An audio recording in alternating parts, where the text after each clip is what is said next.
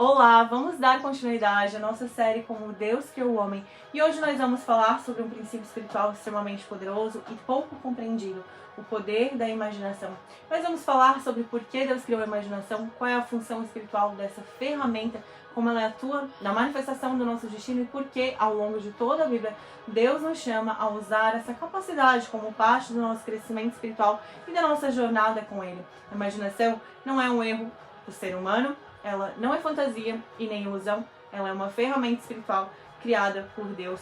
E quando Deus cria o homem à sua imagem e semelhança, Ele não entrega apenas um corpo físico, Ele entrega consciência, mente, espírito e imaginação. Porque a imaginação é o lugar onde o invisível começa a tomar forma antes de se manifestar no visível. E na Bíblia, Deus nunca começa uma promessa pela realidade externa, Ele sempre começa pela visão. Um exemplo claro disso é Abraão. Quando Deus faz a promessa de uma descendência numerosa, Ele não entrega provas imediatas, pelo contrário. Abraão já era idoso e sua esposa era estéril. E tudo ao redor dizia o contrário da promessa.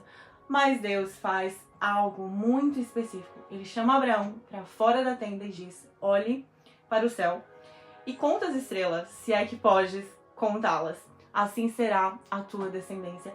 E percebe o princípio, né? Deus não pede apenas que Abraão ouça, Deus pede que Abraão olhe.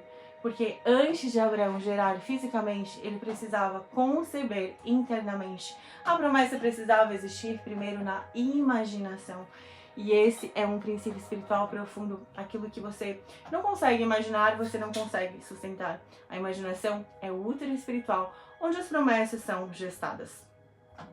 Por isso a Bíblia diz, assim como o homem imagina em sua alma, assim ele é.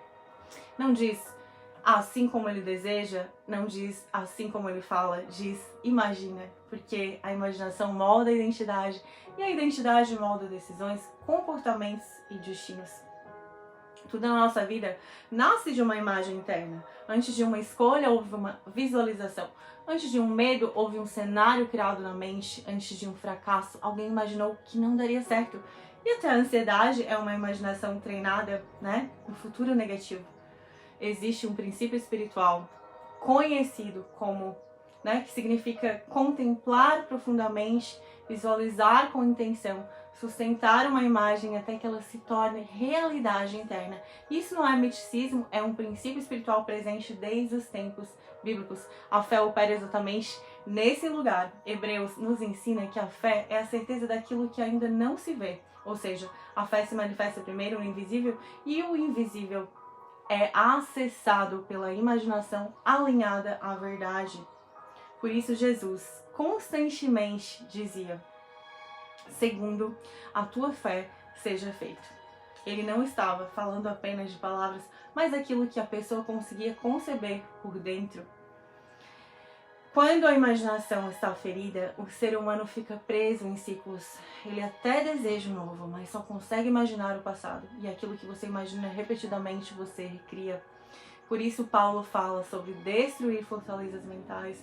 Fortalezas são imaginações repetidas que se tornaram, né, prisões internas. E Deus, Ele não trabalha apenas mudando circunstâncias externas. Ele trabalha mudando a capacidade de visão interna. E antes de mudar o ambiente, Deus expande a mente. Antes de mudar a realidade, Ele muda aquilo que você consegue enxergar. José precisou sonhar antes de governar. Ezequiel precisou imaginar ossos secos vivendo novamente. Jesus constantemente usava parábolas porque ele sabia que imagens transformam mais do que conceitos. A imaginação é o palco onde o milagre ensaia antes de se manifestar. Mas aqui existe uma responsabilidade espiritual muito grande. A imaginação precisa estar submetida à verdade, não ao trauma. E quando ela é guiada pelo medo, cria ansiedade. Quando é guiada pela fé, cria caminhos. Por isso a Bíblia nos orienta a guardar o coração, porque dele procedem as fontes da vida. O coração, na linguagem bíblica, inclui pensamentos, imagens internas, intenções e visões. Treinar a imaginação é um exercício espiritual diário. É escolher conscientemente quais imagens você alimenta, Quais cenários você sustenta? Que tipo de futuro você permite ver dentro de você? Aquilo que você contempla constantemente você se torna. Deus nos deu a imaginação não para fugir da realidade, mas para criar uma nova realidade alinhada ao propósito. Não para alimentar medo, mas para sustentar fé. Não para repetir o passado, mas para abrir caminhos. Quando você aprende a imaginar com Deus, você começa a viver realidades que antes pareciam impossíveis. E compreender o poder da imaginação é compreender que Deus nos criou como seres espirituais, conscientes, capazes de acessar o invisível e manifestar o visível. Se essa mensagem falou com você, eu quero te convidar para dar o próximo passo. E se você ainda não é inscrito aqui no canal, vem fazer parte dessa comunidade, se inscreve aqui, deixa o seu like, seja muito bem-vindo, muito bem-vinda. E se você ainda não me conhece, eu sou Camila Souza, mentora em saúde integral. E aqui eu te conduzo por um caminho mais saudável, com mais consciência e plenitude. Ensinando a verdadeira espiritualidade na prática aplicada à vida real.